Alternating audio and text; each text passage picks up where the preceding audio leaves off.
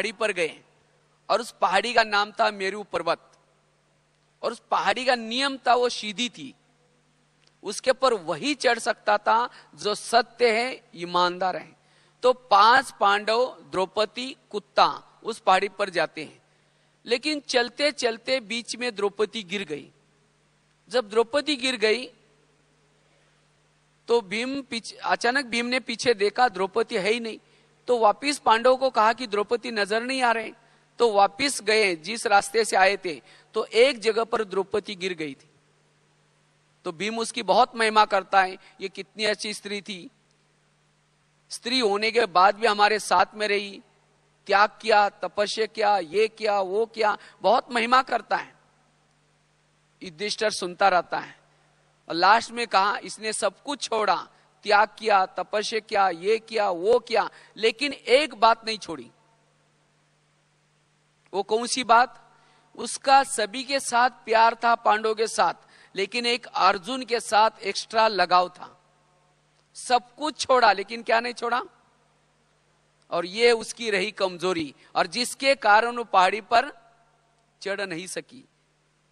पांडवों को तो जानना था, क्योंकि इंद्रदेव ऊपर इंतजार कर रहे थे। उन्होंने इतना बड़ा युद्ध किया था और वहां से उनको स्वर्ग में जाना था। जिसके साथ लगाव था वो भी चला गया। फिर वो द्रौपदी को याद आता है कैसा लगाव था, कैसे बातें करते थे, बहुत रोती है, पश्चाताप करते हैं, लेकिन जो हो गया हो गया। तो ये सब बातें वर्तमान की यादगार हैं। हमारी भी विजय होगी, और विजय होने के बाद सभी पांडवों को पहाड़ी पर जाना होगा। पहाड़ी मतलब माउंट आबू वाली नहीं, पहाड़ी अर्थात परमधाम। और वो कैसा है? सीधा। और उसके पर वहां ऊपर इंद्रदेव बैठे, बाबा बैठा है। इतना बड़ा जो युद्ध किया, वहां बाबा के पास जाएंगे, बाबा वहां से स्वर्ग में भेजेगा। अगर मेरे अंदर किसी से लगाव है, कोई संस्कार है, कोई कमजोरी है, पहाड़ी पर नहीं जा सकेंगे, बाबा याद दिलाएगा।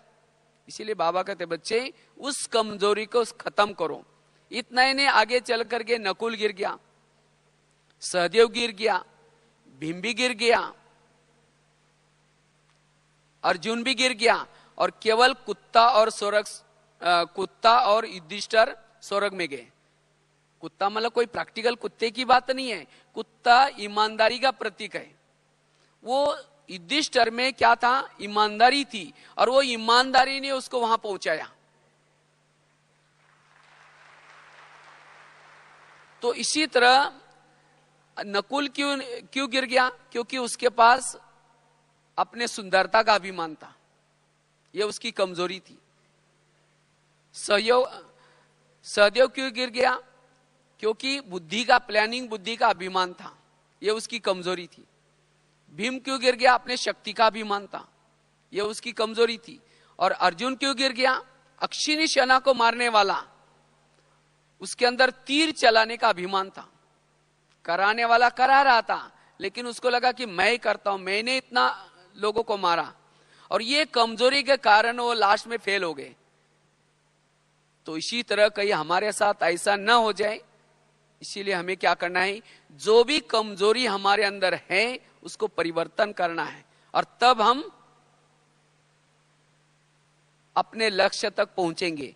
इसीलिए 6 मास में हमें अपने अंदर कमजोरी को ढूंढ करके उसको परिवर्तन करना है, और तब हम ऐसे दिल पसंद सभा में, निर्विघ्न सभा में पहुंच सकेंगे, और तब बाबा के मिलन का भी आनंद ले सकेंगे।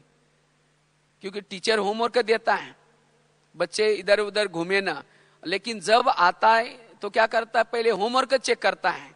तो अगले बार जब बाबा आएंगे, कई बार बाबा जब आता है मधुबन में, तो उस समय कई भाई बहनें पूछते हैं अभी हम आज बाबा आने वाला है, हम क्या पुरुषार्थ करें? वास्तव में उसी समय का पुरुषार्थ नहीं चलेगा। अगर बाबा ने जो होमवर्क दिया है, जो होमवर्क करता है, उसको वो बच्चा कहीं भी बैठा है तो बाबा उसको शक्ति देता है, अनुभव कर सकता है वो।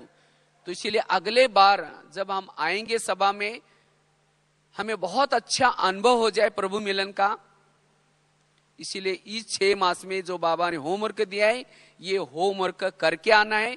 और जो ये कमजोरी को समाप्त करेगा वो सदा खुश रहेगा, उसकी खुशी गायब नहीं होगी।